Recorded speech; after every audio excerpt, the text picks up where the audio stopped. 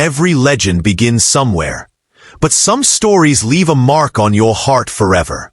This is the story of a boy from a small town called West Newbury, Massachusetts. Born on April 23, 1977, his name was John Felix Anthony Cena. No one in that quiet neighborhood could have imagined that one day, this same boy would walk into the world's largest arenas, with tens of thousands of fans chanting his name. But remember, this is not just the story of a wrestler. It's not just the story of a superstar or an actor. This is the story of a man who refused to quit. When life threw obstacles in his path, when people laughed at him, when critics said he would never make it, he made one decision: never give up. The boy who lifted weights in a small gym, who drove limousines just to pay rent, who wondered late at night if he'd ever truly succeed. That same boy is now a global icon. John Cena not only made history in the WWE ring, but also carved his place in Hollywood blockbusters, and most importantly, in the hearts of millions of children around the world. By granting over 650 wishes for critically ill kids through the Make-A-Wish Foundation, he achieved something no one else ever has. This story won't just show you matches or titles. It will show you that real victory isn't measured in championships. It's measured in the lives you inspire and the hope you create for others. Backhand index pointing right, and friends, if you want us to keep bringing you powerful and inspiring stories like this one, don't forget to hit that like button, subscribe to the channel, and tell us in the comments where you're watching from. Every single like and subscription gives us the strength to keep creating more. Red Heart. So let's begin. The journey of how an ordinary boy became John Cena. Trust me, you'll want to hear this story until the very end. From limo driver to 17-time champion, the true John Cena story. He turned rejection into redemption, and the whole world watched. Behind the catchphrase, "Never give up," lies a man who almost lost it all. John Cena's story isn't about wrestling, it's about resilience. You know the superstar. Now meet the man. Every great story begins with a small beginning, and John Cena's story begins in the quiet town of West Newbury, Massachusetts, where on April 23, 1977, a boy was born who looked ordinary to the world, but carried within him a fire that would one day inspire millions. John Felix Anthony Cena grew up in a multicultural family. His father, John Cena Sr., was of Italian descent, deeply passionate about entertainment and music. His mother, Carol Steiner Cena, came from English and French-Canadian roots. John was one of 5 brothers, which meant competition, noise, and plenty of challenges inside the house. But those very challenges planted the seeds of resilience in him. From an early age, Cena had a fascination with sports. He loved baseball, enjoyed football, and tried anything that tested his strength and speed. But the game that truly changed his life wasn't on the field. It was inside the weight room. At just 12 years old, while other kids were playing with toys, John begged his parents for a weight set. That decision shaped his destiny. The gym became his sanctuary, the place where he poured his frustrations, his anger, and his dreams into every single rep. But life wasn't always kind. In school, John was often bullied for being skinny, small, and different. Kids laughed at him, called him names, and tried to break his spirit. But deep inside, John held on to one thought: one day, these same people will cheer my name. And slowly, that scrawny boy began to transform. His frame grew stronger, his shoulders widened, and his confidence soared.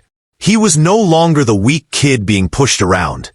He was becoming someone unstoppable. Still, the journey was far from easy. Growing up in a middle-class family, John had to work hard to support himself. He washed cars, did odd jobs, and even worked as a limousine driver. Every dollar he earned, every long night he spent working, reminded him that success doesn't come to those who wait. It comes to those who refuse to quit.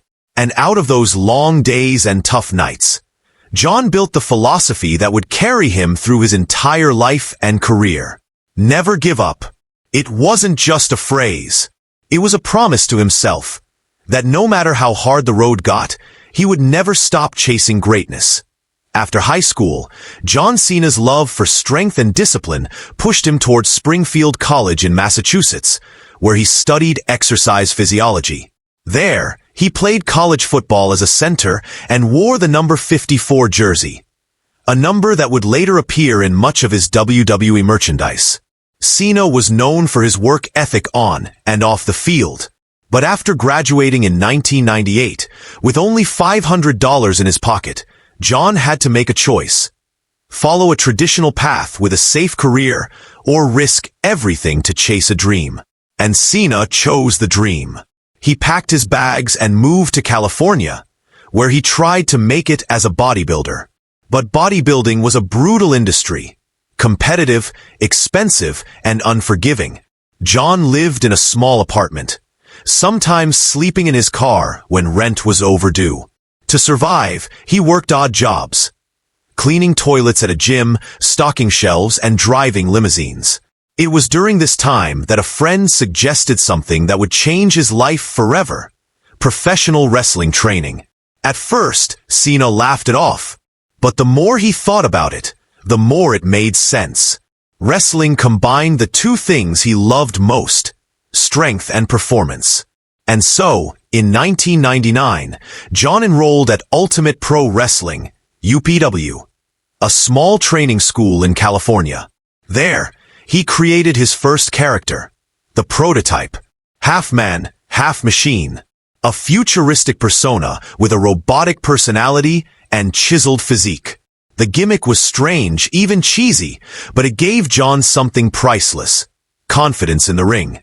Cena wrestled in small gyms, in front of crowds of barely 100 people. The pay was terrible, the travel exhausting. But every time he stepped into that ring, he felt alive. He knew he had found his calling.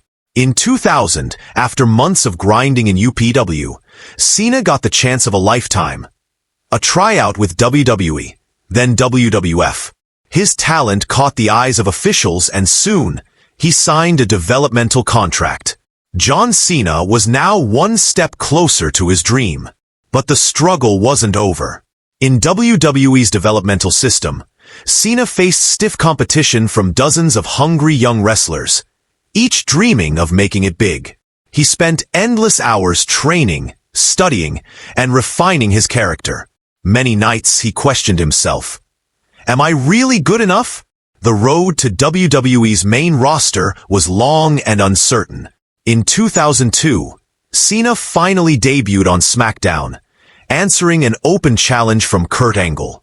Wearing plain trunks and with no flashy entrance, Cena introduced himself with two simple words that would echo for years to come: ruthless aggression. That night, Cena didn't win the match, but he won something far more important: the respect of the audience. People saw raw hunger in his eyes, a fire that couldn't be ignored. It was the beginning of a journey that would test his limits, break his spirit, and ultimately make him a legend. When John Cena debuted in 2002 with his shout of ruthless aggression, he caught everyone's attention. But attention alone wasn't enough. For the next few months, Cena struggled to find his place. He was athletic, strong, and determined, but the fans didn't yet connect with him. In WWE, talent wasn't enough. You needed character. You needed something that stood out in a world filled with larger-than-life superstars like The Rock, Stone Cold Steve Austin, and The Undertaker. For a while, Cena was lost. He wore generic gear, cut forgettable promos, and drifted in the mid-card. Behind the scenes, there were whispers that he might even get released. Cena himself admitted later that he was close to losing his job. But fate had other plans. During a tour in 2002, Cena was freestyling rap lyrics on the bus, entertaining fellow wrestlers. His quick wit and sharp rhymes impressed the locker room and caught the attention of WWE executives. Vince McMahon and his team saw potential in this rapping Cena, and decided to give it a try on TV. And thus, Doctor of Thugonomics was born. Wearing throwback jerseys, chains, and a backwards cap, Cena came out rapping to the ring, dissing his opponents with brutal rhymes. Fans loved it. He was funny, charismatic, and fresh, something WWE desperately needed in the post-Attitude Era.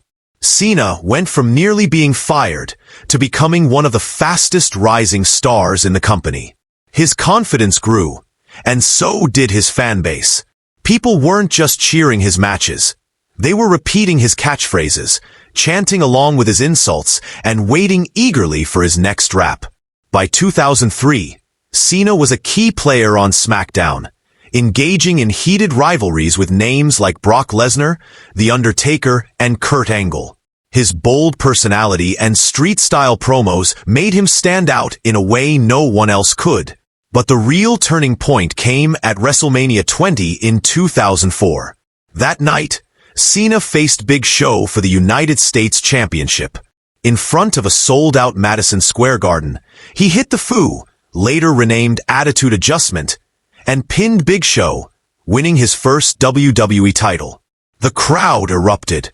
The rapper from West Newbury was no longer just a gimmick. He was a champion. Over the next year, Cena's momentum skyrocketed. His mix of charisma, in-ring ability, and relatability made him one of the most popular stars on the roster. By 2005, WWE knew they had something special. And at WrestleMania 21, in Los Angeles, John Cena reached the top. Facing JBL, John Bradshaw Layfield, for the WWE Championship, Cena shocked the world by defeating the Ruthless Champion and capturing his very first world title. That moment wasn't just a victory, it was a coronation. The boy who once dreamed of success, the man who nearly lost his job, now stood as the face of WWE. The Doctor of Thugonomics had become more than a character. He was now the new champion of an entire generation. By 2005. John Cena was no longer just the Doctor of Thugonomics. He was now carrying the WWE Championship on his shoulder, and with it came the responsibility of being the company's top star. But being the face of WWE wasn't easy. Cena quickly learned that the spotlight brought not only fame and glory, but also intense criticism. After defeating JBL at WrestleMania 21, Cena became the voice of a new generation. His catchphrases, "Word Life" and later "You Can't See Me," echoed through arenas. Kids wore his colorful merchandise, waved his "Never Give Up" towels, and proudly called themselves part of the Cenation. WWE embraced Cena's clean-cut, heroic image. He was positioned as the ultimate good guy, the modern version of Hulk Hogan. To children, he was a superhero. To parents, he was a role model. But not everyone was impressed. Older fans, especially teenagers and adults, began to grow tired of his character. They wanted something edgier, more unpredictable. And so, a unique phenomenon started. While half the arena screamed, "Let's go Cena!" the other half shouted, "Cena sucks." No superstar before had been so passionately loved and equally hated. From 2005 to 2010, Cena engaged in some of the most legendary rivalries in WWE history. Against Edge, who cashed in the first-ever Money in the Bank contract to steal Cena's title. Their feud became personal, brutal, and unforgettable. Against Triple H, who represented the established guard of WWE, testing if Cena was truly worthy of being champion. Against Shawn Michaels, delivering classics that proved Cena could hang with one of the greatest performers of all time. And of course, against Randy Orton, a rivalry that spanned years, with Orton embodying chaos and Cena standing as the immovable hero. Every match, every promo, every moment built Cena's reputation, not just as a wrestler, but as the man WWE trusted to carry the company. Injuries began to test Cena's spirit. In 2007, he tore his pectoral muscle, an injury that should have kept him out for a year. But Cena shocked the world by returning just 4 months later at the Royal Rumble, entering as a surprise participant and winning the entire match. The fans couldn't believe it. Whether you loved him or hated him, you had to respect him. Cena proved time and again that his never give up mantra wasn't a gimmick. It was real. By 2010, John Cena had become the undisputed face of WWE. He headlined multiple WrestleManias, sold millions of dollars in merchandise, and carried the brand on his back during one of its most challenging transitions. But the boos kept growing louder. For every child who adored Cena, there was an adult who wanted him gone. And this divide created one of the most fascinating dynamics in wrestling history. John Cena, the hero, was also wrestling's most polarizing star. Yet through it all, Cena stood tall. He never changed his morals, never turned his back on the Cenation, and never stopped fighting for the fans who believed in him. The boy from West Newbury was no longer just chasing a dream. He was living it, and carrying an entire industry on his shoulders. By the start of the 2010s, John Cena was already a household name. He had been the face of WWE for 5 years straight, headlined multiple WrestleManias, and stood tall against the toughest opponents in the business. But now, a new era was beginning, and Cena would find himself in the middle of rivalries that redefined his career, while also stepping beyond the ring into the world of Hollywood. In 2011, WWE shocked the world when The Rock, one of the biggest icons in wrestling and Hollywood, returned after years away. Fans erupted with excitement. But when The Rock set his sights on John Cena, the tension became explosive. The two exchanged verbal jabs week after week. The Rock mocked Cena's colorful shirts and PG-friendly image, while Cena fired back, criticizing The Rock for leaving WWE behind for Hollywood. Their feud blurred the lines between fiction and reality, making it one of the most compelling rivalries in modern wrestling. The battle culminated at WrestleMania 28, 2012, in Miami, billed as a once-in-a-lifetime showdown. The atmosphere was electric. Fans were divided, but the night ended with The Rock defeating Cena. It was a crushing blow to the Cenation leader. But Cena wasn't done. A year later, at WrestleMania 29, the rematch happened. This time, Cena walked away victorious, reclaiming the WWE Championship and cementing his redemption. While the Rock rivalry grabbed headlines, Cena's battles with CM Punk changed WWE from the inside. Punk positioned himself as the voice of the voiceless, calling Cena the corporate golden boy, who was handpicked to represent WWE. Their matches were nothing short of classics. At Money in the Bank 2011, in Punk's hometown of Chicago, the crowd was deafening. Cena, despite his popularity, was booed out of the building, while Punk was treated like a hero. That night, Punk defeated Cena in one of the greatest WWE matches of all time. This rivalry revealed the growing divide between WWE's direction and fan expectations, with Cena always at the center of the storm. While the Rock rivalry grabbed headlines, Cena's battles with CM Punk changed WWE from the inside. Punk positioned himself as the voice of the voiceless, calling Cena the corporate golden boy, who was handpicked to represent WWE. Their matches were nothing short of classics. At Money in the Bank 2011, in Punk's hometown of Chicago, the crowd was deafening. Cena, despite his popularity, was booed out of the building, while Punk was treated like a hero. That night, Punk defeated Cena in one of the greatest WWE matches of all time. This rivalry revealed the growing divide between WWE's direction and fan expectations, with Cena always at the center of the storm. While Cena continued to dominate the WWE, Hollywood began noticing his charisma and star power.